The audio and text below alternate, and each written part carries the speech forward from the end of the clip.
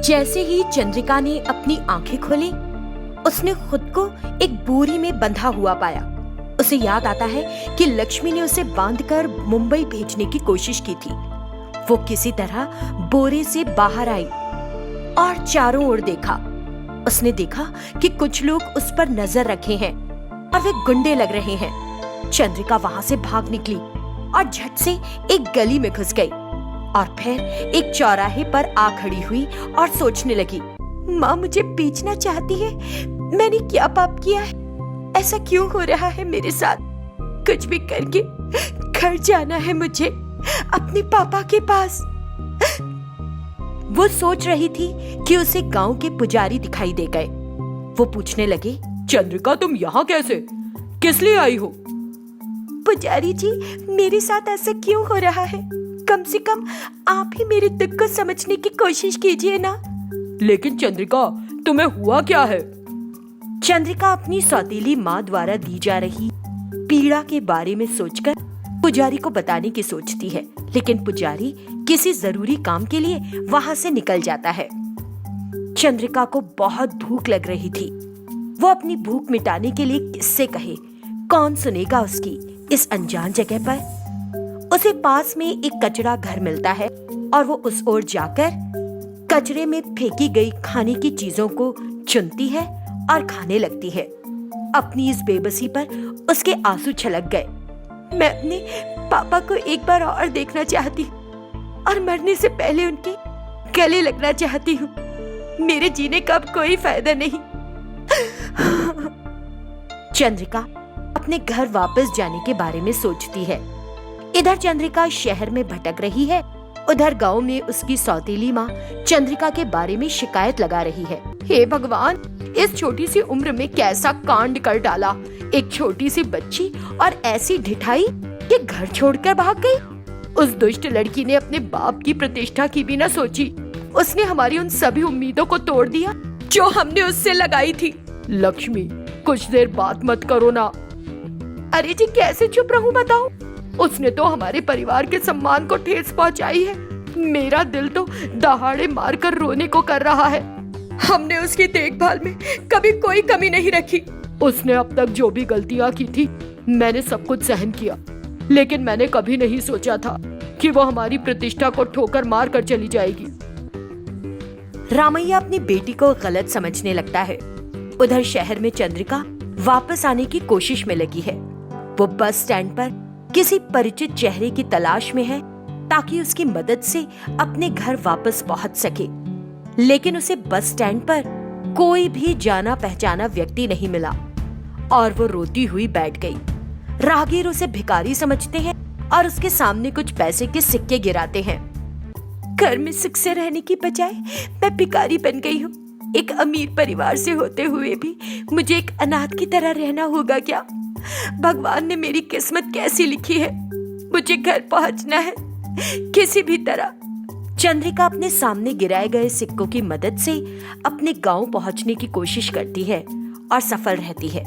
जैसे ही चंद्रिका अपने घर पहुंची, उसे देखकर लक्ष्मी उठ खड़ी हुई। अरे, कहाँ भाग गई थी? हाँ, गलती करेगी तू, सजा भुगतेंगे हम। ऐसे घूरे क्या जा रही है? मुंह खोल और बोल ना, बोल।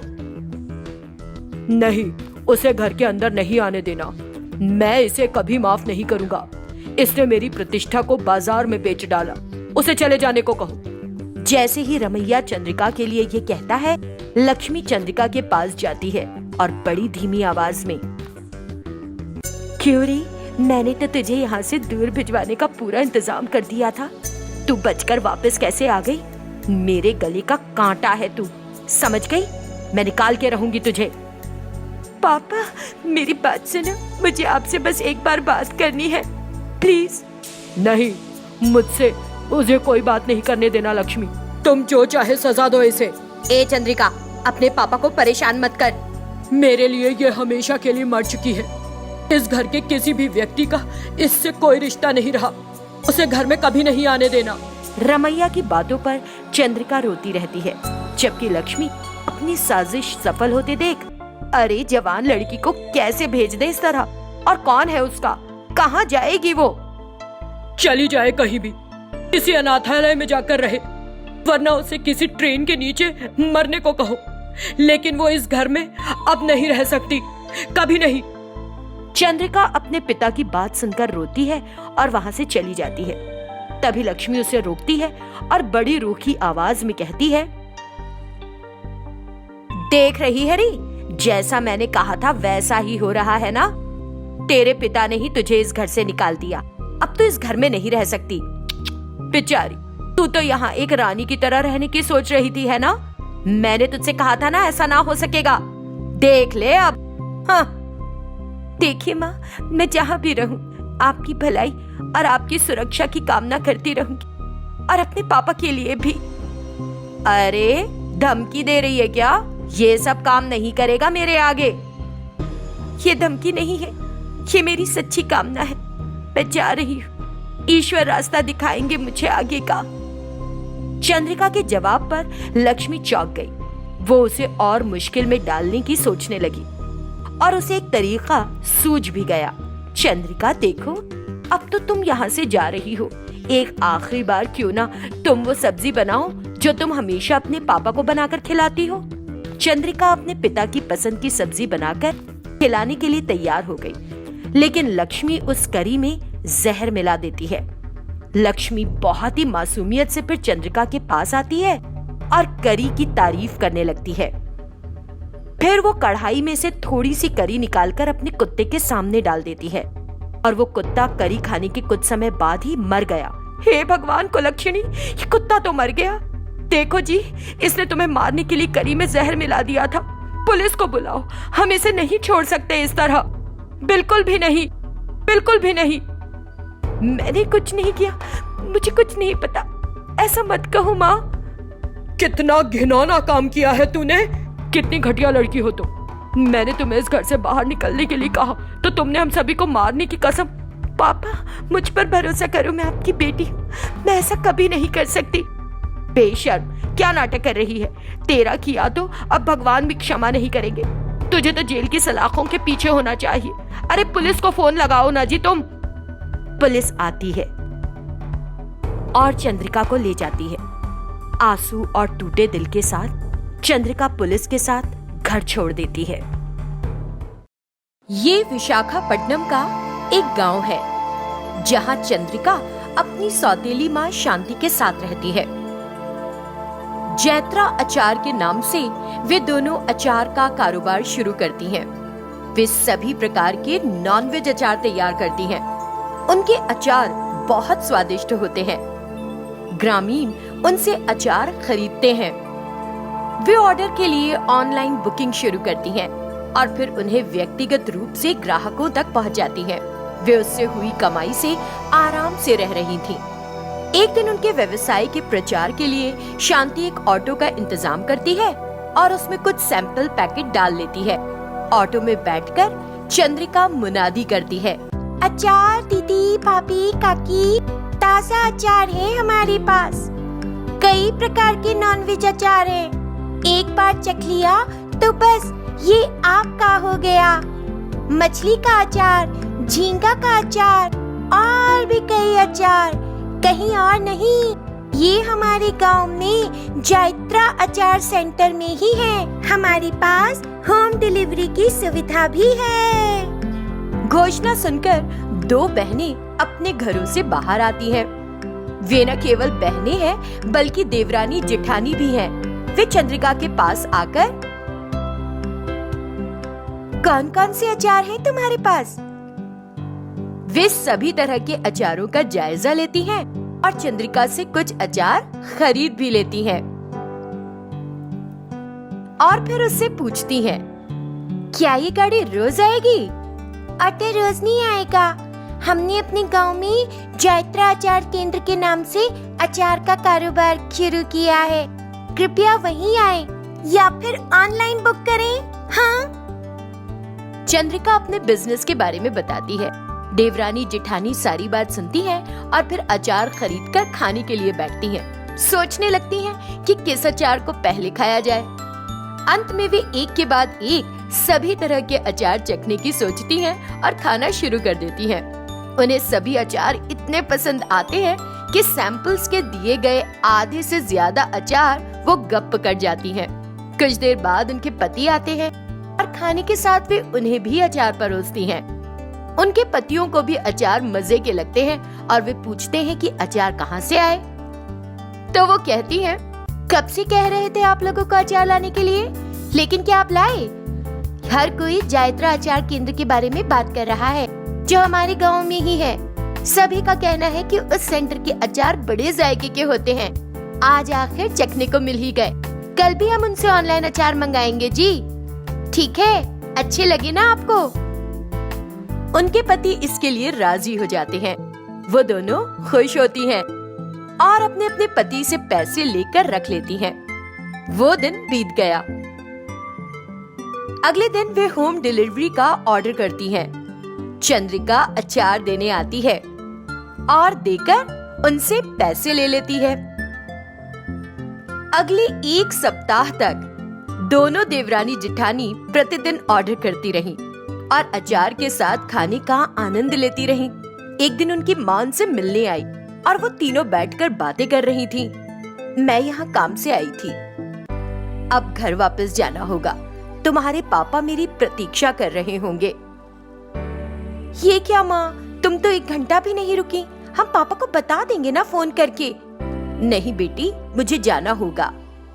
फिर वे जायत्रा अचार पैक करके अपनी माँ को भी देती हैं और उससे कहती हैं, माँ ये अचार बहुत अच्छा है। ये हमारे गांव के जायत्रा अचार केंद्र में मिलता है। सभी अचार नॉनवेज है। पापा को पसंद है ना नॉनवेज, उन्हें खिलाना। हाँ माँ। उनकी माँ अचार के पैकेट लेकर अपने गांव के लिए निकल गई। इस तरह वो दिन भी बीत गया। अगले दिन माँ फिर उनके घर आती है। उसे देखकर फिक्र से, तुम फिर क्यों आई? क्या हो गया? पापा की सेहत तो ठीक है ना माँ? हाँ, अरे सब कुछ ठीक है, कुछ नहीं हुआ। वो कल तुमने मुझे जो अचार दिया था उसमें से कुछ मैंने अपने पड़ोसियों को दिया। उन्हें अचार इतना पसंद आया कि एक एक करके पैसे लेकर घर आए और अचार लाने की कहने लगे। इसीलिए मुझे फिर से अचार खरीदने यहाँ आना पड़ गया, और कुछ नहीं। ओ माँ, तुम्हें यहाँ तक आने की आवश्यकता नहीं थी। हम तुम्हें एक नंबर देते हैं, उन सबको दे देना। फोन करने पर अचार उनके घर पहुँच जाएगा। वे जायत्रा अचार केंद्र का फोन नंबर देती हैं और उनकी माँ अपने घर लौट जाती है। उसके बाद से उनकी माँ के पड़ोसी फोन पर अचार का ऑर्डर करते रहते हैं। चंद्रिका और शांति उन्हें भी अचार पहुँचाती हैं और पैसा कमाती हैं। अच्छे से हो रही कमाई से वे संतुष्ट रहती हैं कि अब उनकी परेशानियाँ समाप्त हो गई। कुछ दिन बीत जाते हैं। देवरानी जेठानी फोन पर अचार का ऑर्डर देती हैं, लेकिन 2 दिन भी अचार की डिलीवरी नहीं होती। चंद्रिका को क्या हो गया? वो आ क्यों नहीं रही है? यूं तो वो 2 घंटे में ऑर्डर कर लेती है। चलो टहलते हुए चलते हैं और अचार खुद ही ले आते हैं। देवरानी जेठानी पैदल ही चंद्रिका के घर पहुंच गई और उसे अपनी सौतेली माँ की तस्वीर के सामने रोते हुए देखा। माँ, अपनी माँ को खोने के बाद मैंने तुम्हें अपनी माँ के रूप में पा लिया था। तुमने भी मुझे अपनी सगी बेटी की तरह माना।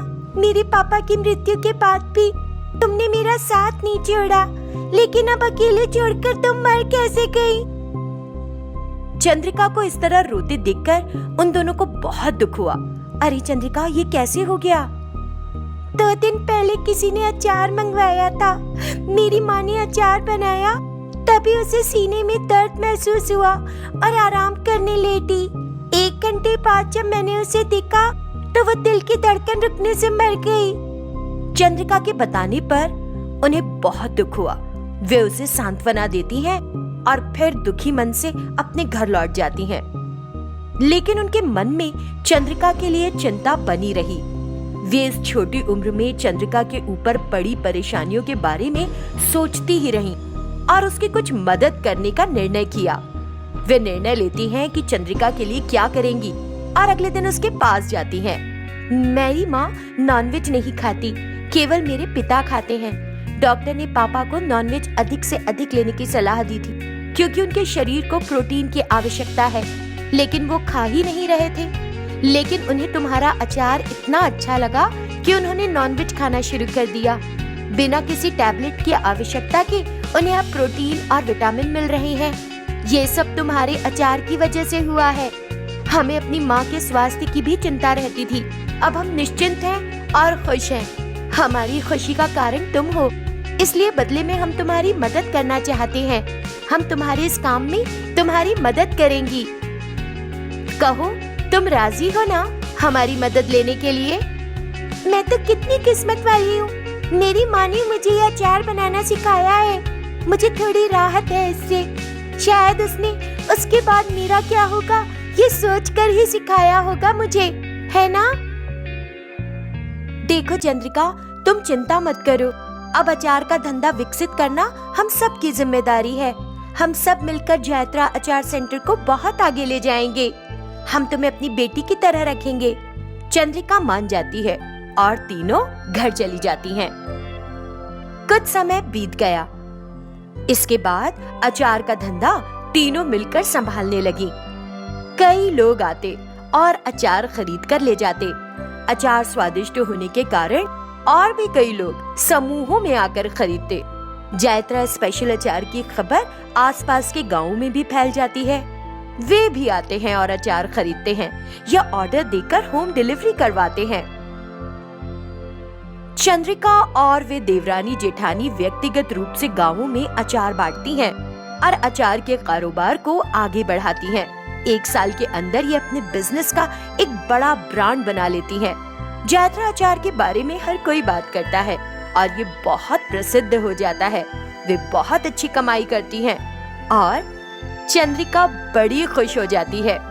चंद्रिका उन देवरानी जेठानी का दिल जीत लेती है और वे दोनों उसकी माँ की तरह उसकी देखभाल करती हैं। वे उसकी जरूरतों का ख्याल रखती हैं और उसे पढ़ने के लिए स्कूल भी भेजना शुरू कर देती हैं। अब अचार के कारोबार के साथ वो अपनी पढ़ाई भी कर रही थी।